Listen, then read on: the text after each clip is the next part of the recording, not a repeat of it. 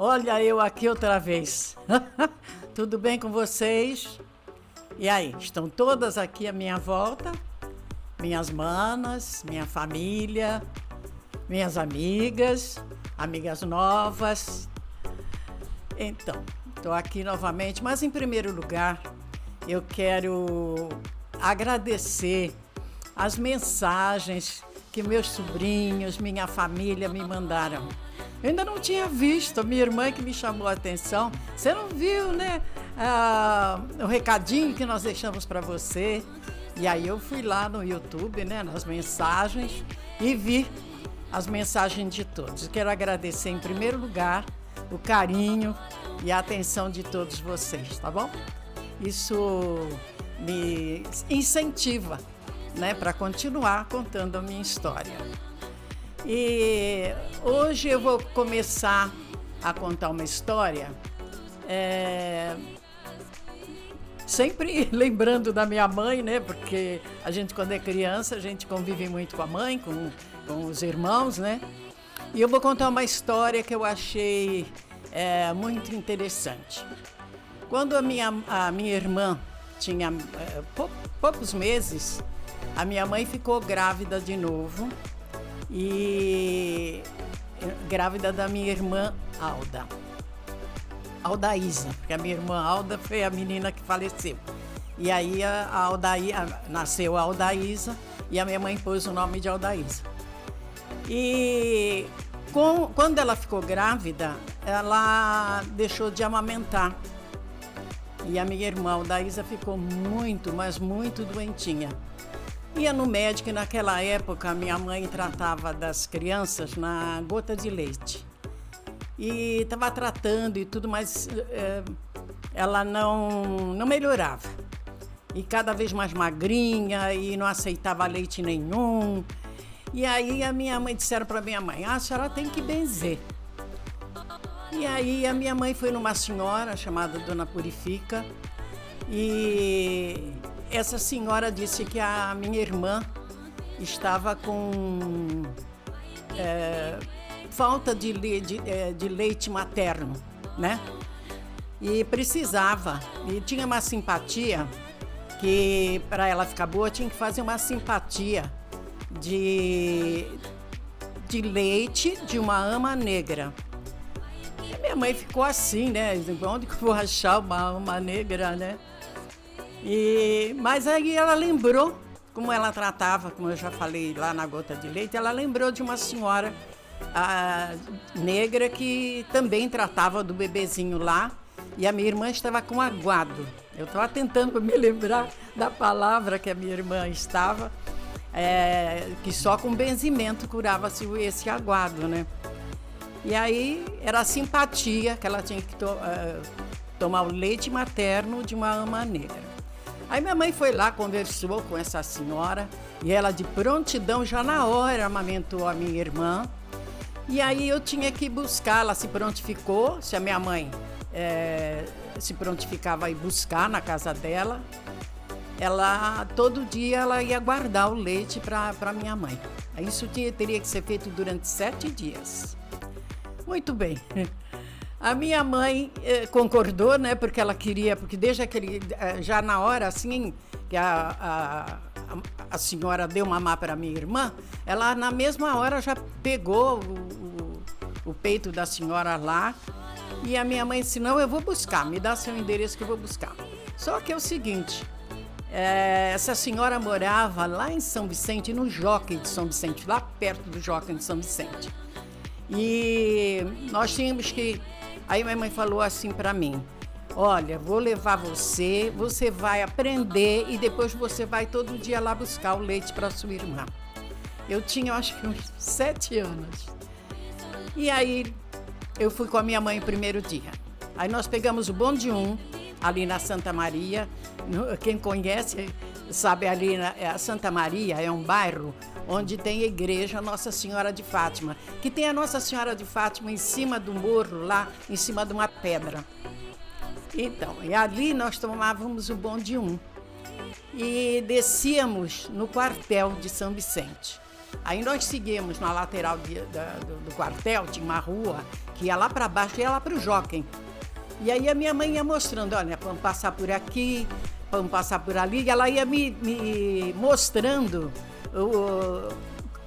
coisas importantes, como a venda era onde vendia pão, onde vendia de tudo naquela época, né? Não tinha mercearia, não tinha nada, era a venda. E aí ela passava e dizia, olha, aqui tem a venda, onde tinha pão, onde tinha... E assim ela foi me mostrando o caminho todo. Olha, passa uma rua, 2 ruas, 3 ruas, na 5ª rua entrava à esquerda. Depois, então, na próxima rua, entrava à direita. E assim ela foi me explicando todo o caminho. E eu prestando uma atenção louca, né? E assim foi. Eu aprendi e durante os 7 dias, eu fui um primeiro dia com a minha mãe. Depois, os outros dias, eu já fui sozinha. E eu achei assim, na época, né? Minha mãe ficou muito preocupada enquanto eu não voltei para casa. Ela não sossegava, né? Eu ajudava muito a minha mãe nesse sentido, porque as crianças eram muito perto uma da outra, a idade, né? E eu, como era mais velha e tinha uma diferença grande da idade delas, por exemplo, abaixo de mim, eu acho que a Antônia tem...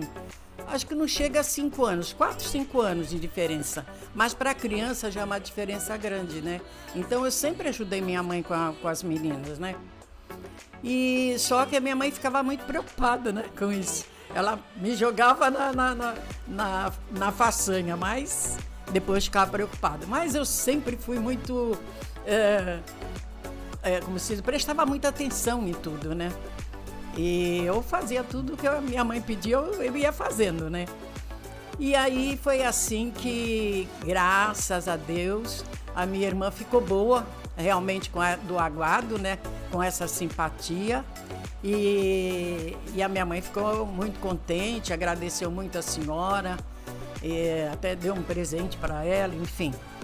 Mas essa foi uma das façanhas, assim, que eu passei, né? Porque a gente faz essas coisas quando é criança, mas a gente fica com um pouco de medo, né? Mas eu ia, mandava eu fazer, eu fazia, né? Mas é isso aí. Também tem uma coisa que eu gostaria de contar para vocês, que eu estava me lembrando da minha mãe, que ela era uma mãe assim, fora de série, viu? Mas quando dava temporal, chovia, ventava, nós morávamos numa casa muito velha. Imagina um chalé velho caindo aos pedaços. Era um chalé velho mesmo. E ele é um chalé que ele tinha um porão alto, assim, da altura de um apartamento. Bem alto, hein? Um porão aberto, tudo aberto. E ele só à frente dele que tinha escada de alvenaria e no fundo do quintal que tinha também escada de alvenaria. Mas o chalé era todinho de madeira. E aí madeira velha mesmo. E quando dava temporal, eu e as minhas irmãs, a gente ficava muito assustada porque as tábuas do chalé balançavam, né? E a minha mãe, ela tinha um oratório que ele era grande, bem grande. Tinha uns 60, 70 centímetros de altura. E ele era assim, todo de vidro, assim, tinha uma portinha de vidro, onde a minha mãe tinha os santinhos dela, né? Porque a minha mãe era muito religiosa. E aí ela levava a gente, e esse oratório ficava no quarto em que a gente dormia, eu e minhas irmãs. E que era o quarto do meio, tinha o quarto da frente, um corredor, esse quarto do meio, e depois vinha a cozinha. E aí, quando dava temporal, que a gente ficava muito assustada, a minha mãe chamava a gente, nós todos para o quarto, nós se ajoelhávamos em frente a esse oratório, né? E a minha mãe se ajoelhava junto com a gente e abraçada assim na gente, ela dizia, eu vou contar uma história para vocês. Vocês não precisam ter medo. Tinha uma senhora, ela contava, né? Que ela, quando dava temporal, ela também morava numa casa muito velhinha. E quando dava temporal, os filhos, ela também tinha muitos filhos, ficavam muito assustados. E aí ela reunia esses filhos junto dela, num determinado cômodo da casa, e ali eles se punham a rezar. E aí ela falava para os filhos: fiquem calmos, que Deus está protegendo a gente o tempo inteiro. E aí ela contava, num dia a casa toda caiu, mas no lugar onde essa senhora estava com os filhos ficou intacta. Não aconteceu nada com eles. Na realidade, ela estava contando a nossa própria história, né? Nós estávamos ali assustadas, né? E ela estava tentando acalmar, contando a nossa própria história. Só que a gente não acreditava, né, que realmente tinha acontecido isso com outra senhora. E ali ela intertia a gente contando, conversando, e o temporal ia passando. Daí a pouco o temporal passava e a gente ficava bem, né? Essa é uma das histórias que a minha mãe contava e que eu achei interessante contar para vocês. E eu recebi um vídeo de duas irmãs minhas ontem, que eu fiquei muito feliz. E ela me lembrou de uma... Ela falou para mim assim, a minha irmã Aldaísa. E ela falou para mim: você tem que contar uma coisa importante para você contar no seu vídeo. É o do cinema de quando nós éramos crianças, cinema do bairro. Então, tinha a venda do Zezinho, que é a venda onde tinha o único telefone do bairro, onde vendia o pão, onde vendia o arroz, feijão, tudo vendia naquela venda. Era um lugar só, né? Tipo uma porta só, né? Era um espaço assim, não muito grande, mas ali tinha de tudo, né? Era saco de feijão, saco de arroz, saco de açúcar. E aí ele ia pesando naquelas balanças antigas e ali eles atendiam os fregueses, né? Os clientes. E o SESI, uma vez por mês, ele ia nos bairros passar cinema para quem morasse nos bairros. E o Zezinho, que era o dono da venda, ele chamava o SESI para passar cinema pro pessoal do bairro. Aí ele tinha dois mastros assim grandes, né? Aí ele estendia um pano lá e o SESI vinha para passar o filme naquele pano lá. E nós, a minha irmã dizia assim: lembra do banquinho? Cada um pegava um banquinho para sentar em frente aquele pano, né? Digamos, a tela lá, uma tela improvisada, e para nós assistirmos o filme que era passado pelo SESI, né? E essa era uma das histórias que a minha irmã, muito... para vocês terem ideia, eu comecei a fazer esse vídeo para espairecer minha cabeça, né? Aconselhado pelo meu filho, para espairecer a cabeça, que era bom eu fazer alguma coisa. Mas não é só a minha cabeça que está sendo assim distraída, não. Porque, veja bem, a minha irmã, preocupada, lembrando de alguma coisa para mim poder falar aqui para vocês no vídeo. Não é lindo isso? Eu fiquei assim encantada e pensando, né? Eu digo, não estou só distraindo a minha cabeça, eu estou distraindo a cabeça das minhas irmãs, da minha família, dos meus amigos, de todos aqueles, né, que estão assistindo o vídeo. Espero estejam gostando, né? E as histórias, eu acho que na maioria das vezes toda criança tem uma história mais ou menos parecida, né? Principalmente da minha época, né? Porque a gente fala da minha época, parece que, né? Mas é verdade. E toda criança brincou de roda que nem eu, pulou de amarelinha que nem eu, daquela época. E pulávamos corda, subíamos em goiabeira, adorava, gente, pegar goiaba no pé. No meu quintal tinha cana, tinha goiaba, tinha também outras coisas que a minha mãe plantava, era chuchu, tinha mamão, tinha banana, tinha tudo no quintal, que era um quintal bem grande. E tinha tudo, e tinha goiabeira, né? E eu adorava subir nos lugares para pegar nas árvores, né? Quando eu era pequena, porque a goiabeira, ela não é muito forte. Então, a minha mãe morria de medo. Quando me via querer subir nas árvores, ela já gritava: não vai subir aí, tá aí, você vai, o galho vai quebrar e você vai cair.